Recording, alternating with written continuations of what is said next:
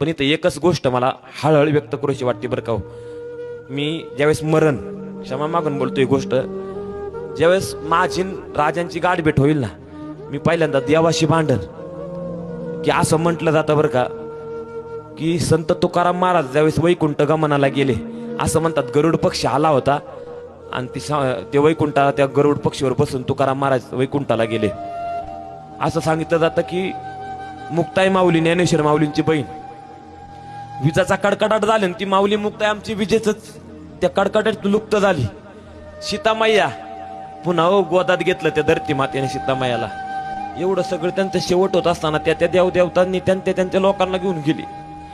माझे शंभूराजांनी काय केलं होतं, ज्यावेळी डोळ्यात पर लालबुंद तापलेल्या सळ्या घालायला आलेत लोक, कान तोडतात ते, हात तोडतात ते, कानात उकळतं शिच वळतं ते, मिठाचं पाणी दादांनो एवढं सगळं होत असताना अरे माझे शंभूराजांना न्यायला कुणीच कसं नाही आलं हो दादांनो.